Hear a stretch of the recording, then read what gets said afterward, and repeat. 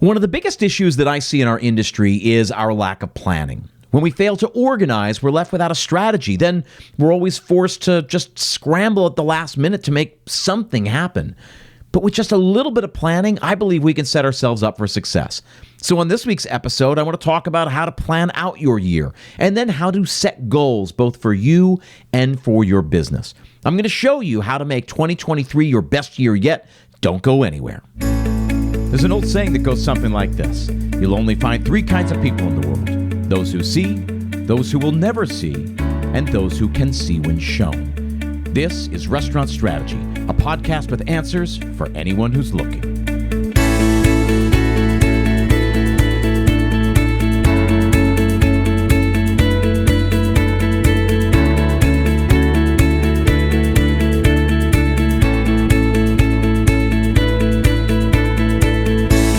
Thanks for tuning in. My name is Chip Close, and this is Restaurant Strategy, a weekly podcast dedicated entirely to the hospitality industry.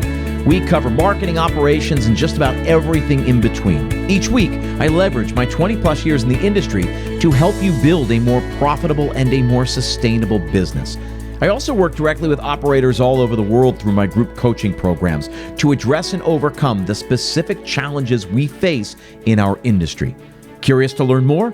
Set up a free 30-minute strategy session at restaurantstrategypodcast.com/schedule. Let me show you how simple it can be to run a profitable restaurant. Again, restaurantstrategypodcast.com/schedule. As always, you'll find that link in the show notes. We all know managing costs is one of the most important parts of running a profitable restaurant, especially now. But between fluctuating vendor prices, waste, labor, and the never-ending list of tasks that demand your attention on a daily basis, it can be challenging for even the most experienced of us to manage costs well. That's where MarginEdge comes in. MarginEdge is a complete restaurant management software that automatically uses data from your POS and invoices to show you your food and labor costs in real time. Don't wait until it's too late. MarginEdge gives you the tools to make decisions in the moment, like a daily P&L, price alerts on key ingredients, and real-time plate costs, all without ever having to touch a spreadsheet. Take control of your costs, work more efficiently, and be more profitable. Learn more at marginedge.com/chip. That link is also in the show notes. Now, there is a seasonality to our business, right? That's true for just about all of us, no matter what concept, what market. But what drives me crazy, for example, is when the holidays catch us by surprise. Oh, Valentine's Day is here again. Oh, Thanksgiving's here again. As if Valentine's Day doesn't come every year at the exact same time. As if Thanksgiving is something we forgot to plan for. What drives me crazy is when we do the things that we know we have to do, but we do them the way we've always done them, simply because we don't give ourselves the time to plan anything better. So when you're stuck at the last minute and you don't have a plan, what do? You just do what you did last year. Did it work last year? Was it the best we could do? I don't know, but it's all we have time for. We don't have time to plan. Again, that drives me crazy. So I want to take some time now to talk about how we plan for the year ahead. Specifically, there are three things that I want you to do, and I want you to get in the habit of doing this every year and maybe even every quarter. Number one, first and foremost, you got to build a pro forma. What's a pro forma? It is a projection for the year ahead. It is an educated guess. You are forecasting what your business might look like over the course of the year. You've got to do that. Number two, you got to build a marketing plan. And number three, I want you to build a marketing calendar. So I want to tackle all three of those, right? So we talk about how we plan, how we get organized for the year ahead. Those are three key documents, right? And then later on in the episode, we're going to talk about how we set goals for both ourselves and our business. But I want to talk here first about proper planning. How do we do proper planning? It begins by understanding your path to profitability. I talk about this a lot, right? The majority of restaurants, we know, right? A significant portion, something like 80% of restaurants do not make it past their third anniversary, right? Most restaurants fail in their first 3 years. But did you know that beyond that, the majority of restaurants that actually survive past 3 years will never make more than 5% profit margin? It's unconscionable that we would work as hard as we do for 4%, for 2%, for break even. The big boys, the big restaurant change, the big restaurant groups, they build their budgets so that they get 20 to 25%, 15% at the minimum, but really they're aiming for 20 to 25%. That's what they get, and they deserve it. That's what you should get because you deserve it. So how do we do this? A pro forma is just a plan. It's an educated guess, right? I always talk about this. Projections are just an educated guess. But by doing more of them, by doing them more frequently, you will get better at doing them. The sheer act of doing them will help you get better at doing them. So what I want you to do right here, we're at the beginning, right here at the beginning of the year, there's such an opportunity. As soon as these holidays are all done, let's take the time to get organized. It begins by building a pro forma, a budget, right? Just a guess of how we think the year is going to be. Now, you look at historical data and you look at current trends to make a guess. Again, it's an educated guess how you think the year is going to go. You build it month by month by month by month by month. Guess what? I sell this thing, right? Guess what? This is part of the resource bundle that I offer in my Restaurant Recharge online course. You can go get yours from an accountant, from a bookkeeper. You can build your own, or you can contact me and I can tell you how to get one. It is so easy, though, to take the time to sit down and figure out how your year is going to go. Now, does it take time? Yeah, of course it takes time. It takes a couple of hours to do it right. But if you do it right, it's going to set up the rest of your year for success. So what you have to do is figure out your path to profitability. If you want to be profitable, if you want to make a certain amount of money, you got to determine what that is, and you've got to make sure that on paper, you know how to make money, because you're not going to make that kind of money in real life unless you know on paper how you can do that, right? And we've talked a lot about projections and budgeting and all of that, and it's what I spend a lot of time doing with my clients. That's really what the coaching program is about. It's figuring out what's a realistic amount to generate, and then how do we generate? How do we build that path? How do we build the blueprint to get there? Again, I call it the path to profitability. So when we're planning the year ahead, you have to know what you think you can make, what sort of revenue you can generate, and therefore where your expenses will land. That is the master document, because business exists to turn a profit. So you have to know how you get to a profit, a meaningful profit, a significant profit. For me, I coach my clients on 20% profit margin. We've talked about it on past episodes. If you don't know this, go find one of those past episodes, the 30-30-20 rule. And if you still want to learn more, then set up a strategy session to chat with me.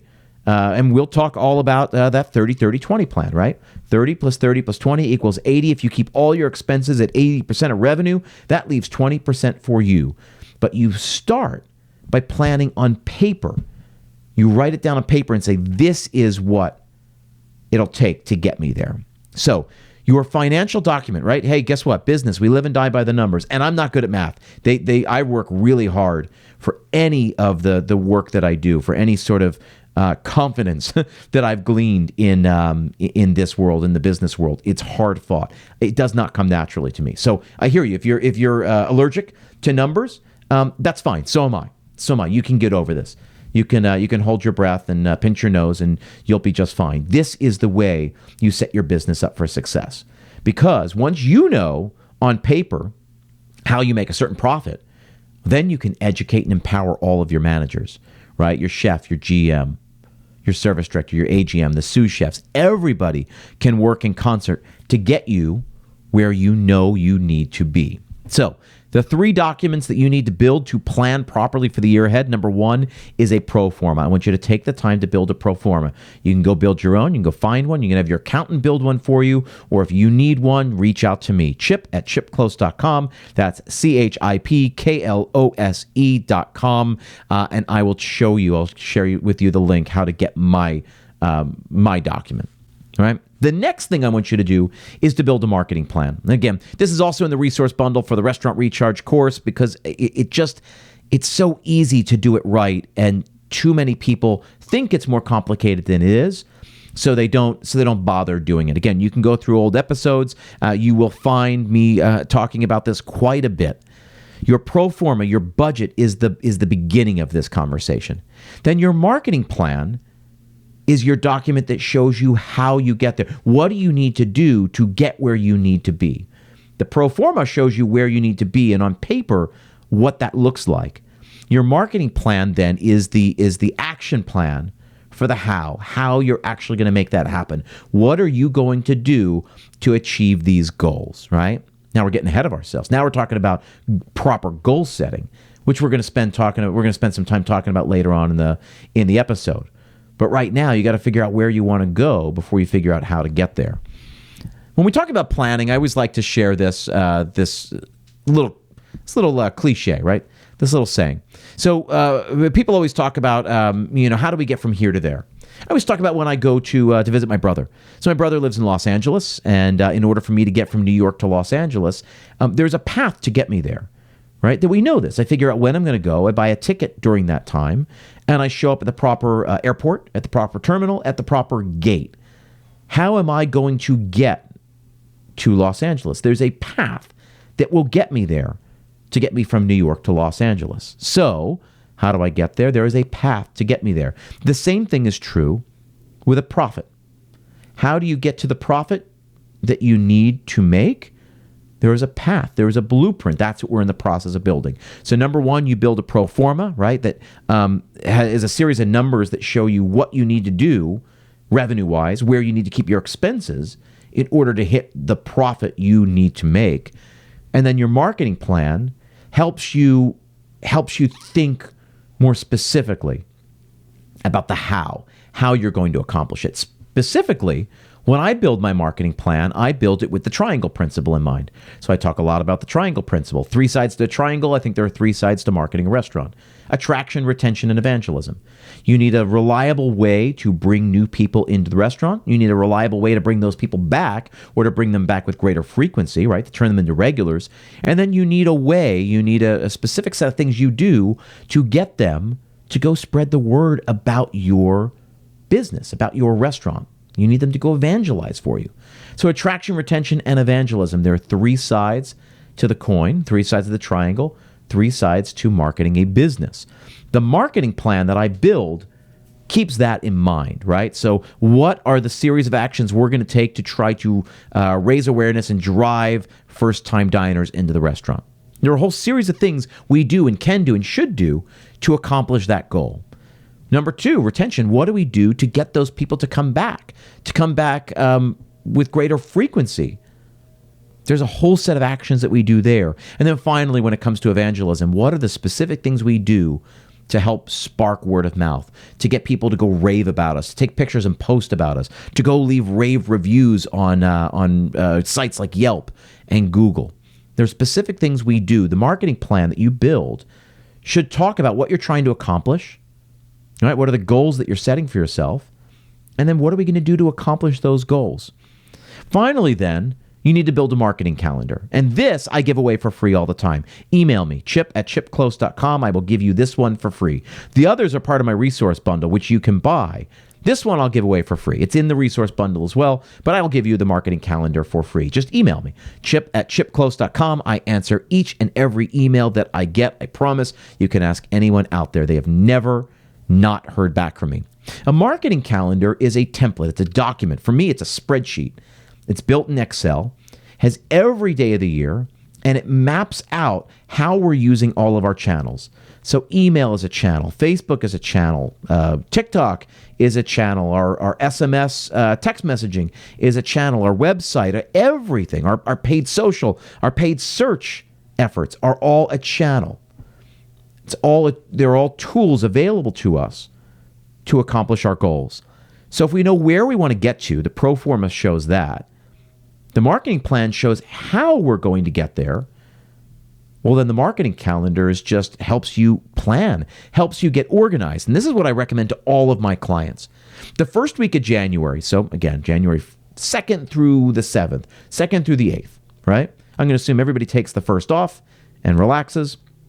And then that week after that, I want you to spend organizing the whole first half of your year. And then I always recommend either the end of August or the beginning of September, you organizing the second half of your year. So in January, we're coming up to January, I want you to figure out everything from March, April, May, June, July, August, September. Then in August or September, you're going to plan out basically all of the holidays from October all the way through to Valentine's Day in February. So October, November, December, January, and February. In January, you plan March through September. In August, you plan October through February. That's what I want you to do. Because think of it this way. Halloween comes every year. Thanksgiving comes every year. Christmas Eve, Christmas Day, New Year's, Valentine's Day, Mother's Day, Father's Day. They come every single year. And yet so many restaurants are surprised by this. Here's the thing. What you don't realize until you market for a little while is that we need lead time, right? That let's say we're going to talk about marketing Valentine's Day. Valentine's Day is on February 14th. It's on February 14th every single year. For most restaurants, the reservation book opens on January 14th. So the reason we don't plan for Valentine's Day in the beginning of January is because it's too late. It's too late at that point.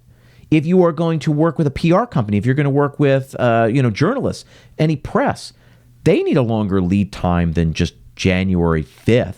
So if you figure it out on January 5th, it's too late to be included in the roundups and the directories and to pitch your story of what you're doing, why you're special, why it's different. So that's why we figure that one out in the other half of the year as part of the holidays, right? So every January, we're going to start planning for St. Patrick's Day and Mother's Day and Easter and Father's Day and Memorial Day and 4th of July and Labor Day. And maybe all those days you do nothing. It's just business as usual. Then that's fine. Take the time to sit there and consider it and think about what you should do. And if you should just treat it as business as usual, fine. Just leave it be. It's business as usual. However, you might, given a little bit of room, given a little bit of breathing room, you might find that you do want to do something, that it would be the perfect opportunity to do something. So you give yourself the runway to do that. So again, in January, this first week of January, right after the new year, I want you to plan out at least that first half of your year, basically from March all the way through to September, right? Don't worry about the holidays just yet. Just worry about all those holidays. There's certainly plenty of them. St. Patrick's Day and Mother's Day and Easter and Father's Day and all of that, all the ones I just named. So you get organized right then and there, and you start building out your marketing calendar. Now, when you build your marketing calendar, it's easy to just drop all the holidays in. Or you know when Restaurant Week is going to be. You know when some big festival, some state fair, you know when all these things are going to happen. Drop them into the calendar so you know where they are. You'll start seeing the really hectic times of the year, and then you'll start seeing the really quiet times of the year. So give yourself the room to figure it out. And again, the pro forma tells you what you need to do. The marketing plan helps you organize your efforts and say, this is how we're going to accomplish this. And then the marketing calendar gets down to the granular level, the nuts and bolts. This is what we're going to do, when we're going to do it, why that's going to help us achieve our goals. These three documents work in tandem with each other, and they're very, very easy. Once built, they're very, very easy to use over and over and over. So when we talk about planning for the year ahead, it just takes so little effort to get organized. You're going to have to make some decisions about all of these holidays at one point or another. So rather than doing it 3 weeks ahead of time, when you don't have time to properly build a website or send out mailers or to place advertising on Facebook, rather than do it at the last minute, just do it ahead of time. You're going to have to do it anyway, so you might as well do it at a time that's convenient for you. I'm recommending you do these at times that are mostly downtimes for a lot of restaurants.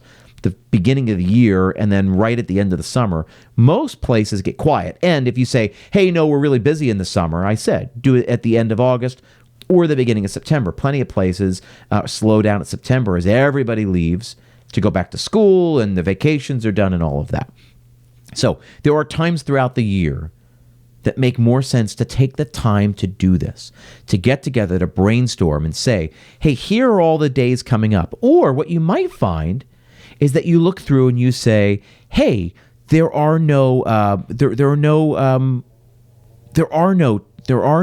nothing planned here. So we need to plan something here. by taking the time out of your week at a time that's convenient for you, you'll discover those things. Say, hey, this is going to be a downtime for us.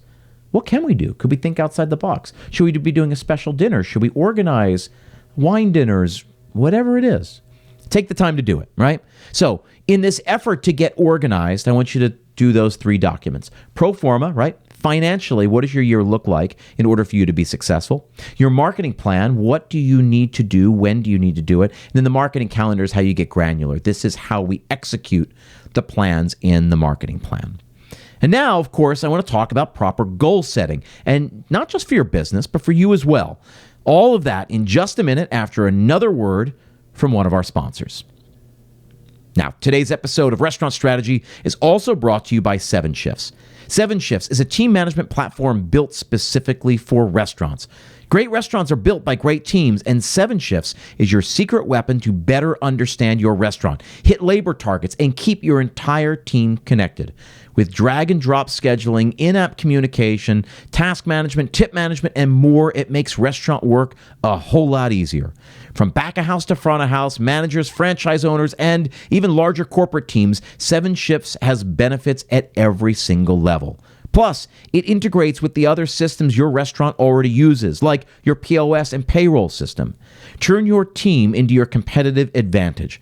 Plus, Restaurant Strategy Podcast listeners get 3 months absolutely free. Get started by visiting 7shifts.com/restaurant strategy. That's the number 7, SHIFTS.com/restaurant strategy to get 3 months free and join over 30,000 restaurants using 7 Shifts today. As always, that link is also in the show notes. Now, we're talking about how to set yourself up for success in the year ahead, how to properly plan. And of course, that includes goal setting. Goal setting for your business, goal setting for you. So I want to know, where are you now and where do you want to be? I want you to think about what was good last year. What do you want more of? And on the other side, what was bad? What do you want less of? Finally, then, I want to talk to you about priorities. And I want to talk to you about how we take stock and how we maybe reorder those priorities. All of that is sort of encapsulated in goal setting. So if anyone knows me, if anyone, certainly any of my clients, any of the people in my mastermind will recognize this about me. Everything about certainly the mastermind, and I'm going to pass it on to you, everything is about systems and goals. What we do in the mastermind is we get really good at identifying problems and prioritizing those problems. We then don't start working on a problem until we've set a proper goal. We set a goal for the problem, and then finally, we need an action plan to achieve that goal. So we identify problems, we prioritize those problems, we set goals to solve the problems, and then we put a plan into place.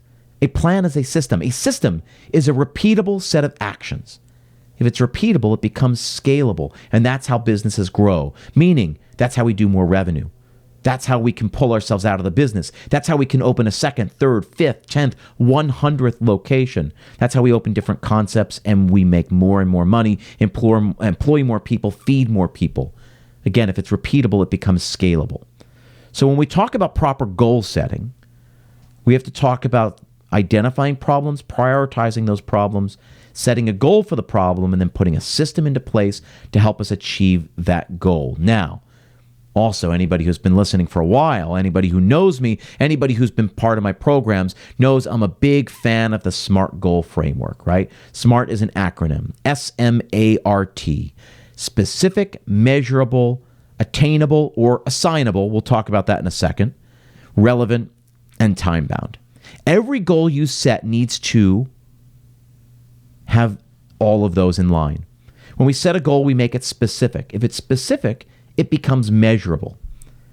We then make it attainable, right? Meaning it's easy to achieve.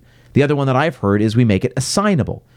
Because if everyone's responsible, no one's responsible. So we make one person responsible and we make them accountable for that task. So in order to set a proper goal, we make it specific. That makes it measurable. Meaning we can tell if we did it or didn't do it, if we succeeded or failed. We make it assignable. So it's somebody's responsibility. Then we can hold them accountable. We make sure it's relevant to the success of the business. And then finally, we make it time-bound, meaning we put a deadline on it. So we're going to increase sales by 20% over the course of Q1. That's our goal. We're going to increase sales by 20% by the end of Q1. Who's responsible for that? We then make each person responsible for their own portion of that. How do we drive more revenue? How do we get more butts in seats? How do we increase the guest check average? How do we manage our expenses so we can be more profitable? All of these are things we can do when we set proper goals. Now, when we plan for the year ahead, goal setting is one of those things. And this is all wrapped up in personal and professional. So I want you to do this for your business, but I also want you to do this for you. Remember, and maybe this sounds obvious, maybe you'll roll your eyes at me, but our business is part of our life. Our business, if you run a business, for all the independent operators out there, your business exists to support your life. At least that's the way it should work. Most of the time, though, we find that the owner is there to support the business. But it's really important to understand that the business is there to support your life. Now, you may love your business. That's maybe where you want to be more than anywhere else. But it's dangerous when your business requires you to be there. You shouldn't have to be there. Your business shouldn't rely on any one person. I've said this before. I think it's irresponsible and dangerous. So, when we talk about proper goal setting, we have to make sure that we understand that our business is there to support our life, which then begs the question, what do we want out of our life? What do we want to achieve? And how do we achieve that? Maybe the business, as it is right now, is helping us achieve what we want to achieve. But maybe it's not. Maybe your priorities have shifted. Remember, we change. We grow. The person I was at 20 is different than at 30, is certainly different now at 42. The things I cared about, the things I believed in, the things that I made a priority at 20 were different than at 30. The things I prioritized at 30 were different than they were at 40 and now 42.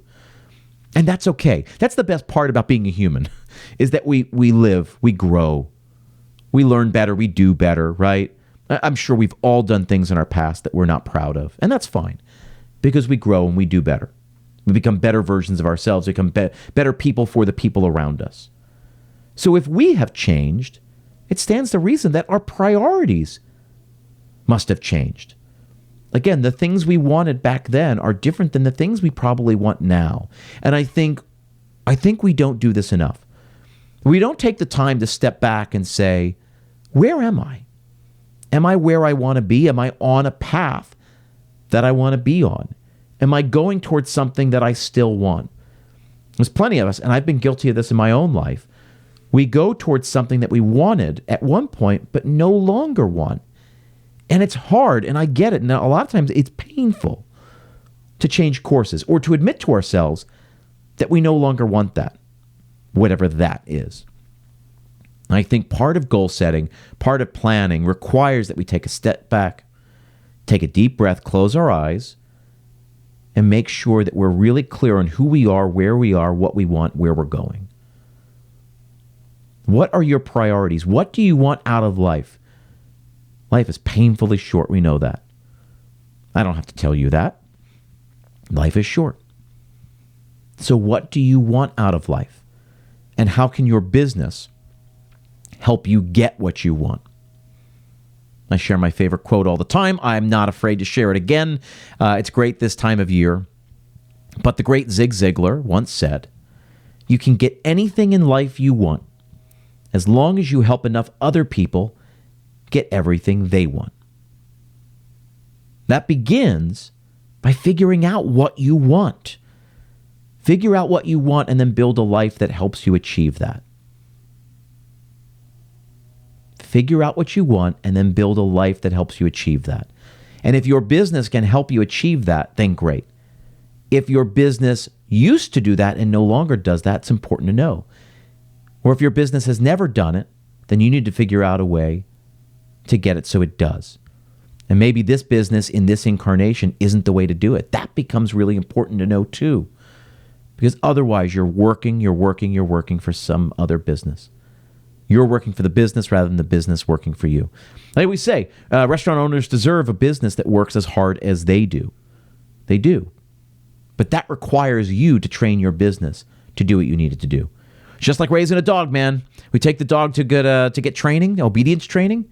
It's not obedience training for the dog. It's training for the owner. Owners need to be trained.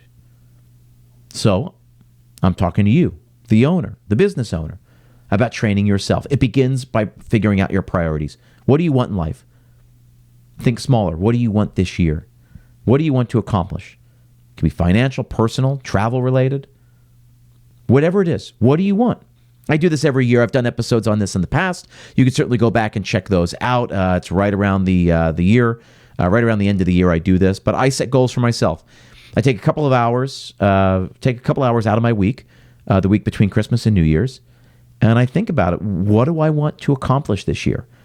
And I put together very actionable things I can do so that they don't rely on anybody else. They just rely on me. So rather than saying, hey, I'm going to get my book published, it's, hey, I'm going to get my book written and submitted to at least 5 publishers. Well, that helps me keep it actionable. Then whether the publishers like it or not, that's not up to me because I can't control that. What I can control is what I write and where I send it. So hold yourself accountable. Make sure you keep yourself responsible to doing the things that you can control, right? Control the controllables. We talk about this all the time in our businesses. The same thing personally. So what do you want? What you wanted a year from now may not be what you want now. And it's okay. But you have to admit that to yourself. And then you got to build a business that gets you there. So proper goal setting begins by understanding what we want. That's a goal. A goal is the end product, the destination. Where do we want to get to? Where do we want to go? How can we then get there? That's all the planning. So I did this out of order purposely. Proper planning requires proper goal setting. So we come up with the goals first. Again, I did this out of order just to sort of present it differently in your mind.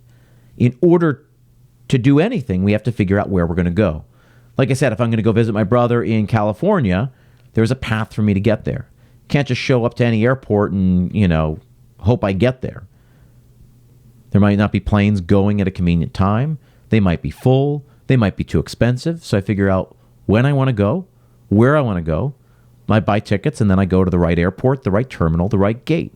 That's my path to get there. Just like a business needs a path to profitability, so do you. You need a path forward for the year. So set your goals. SMART, specific, measurable, assignable, relevant, time-bound. Make sure they are actionable. Make sure you can measure them so you can hold yourself accountable. And you can see, yes, I did it. No, I didn't do it. And then you put together a plan. You put together a plan for you, and you put together a plan for your business. I always love talking about this subject at the end of the year because it's on my mind, so I got to imagine it's on your mind. You have to figure out where you want to go with your business. Just by saying, hey, we want to grow catering business, that doesn't do any good. You have to look and say, hey, we did $125,000 in catering business. I want to grow that by 20%. Great. That's specific. It's measurable. It's attainable. It's assignable. It's relevant to the success of your business. And we've made it time-bound. Come up with specific metrics. Specific goals. Make your goals specific, and then put a plan in place to achieve them. Hey, we want to increase the guest check average by $7 by the end of the year. Great. Put a plan in place for how you can achieve that. Hey, we want to grow our catering business. Hey, we want to grow our private dining in-house. Great. Hey, we want to launch our food truck. Hey, whatever you want to do, you can do it. You got to set that goal, and you got to put a plan in place to achieve that goal. So again, proper goal setting and then proper planning starts with a pro forma. Make sure that on paper it is profitable, that you know how to make it profitable, and then build a plan, a marketing plan. And then finally use a calendar to get yourself organized so you know what you got to do, when you got to do it to achieve the results you need to achieve. Listen, that's it for today. I appreciate you taking the time to be here. Have a really great Happy New Year, and I will see you before long. I appreciate it. Be well.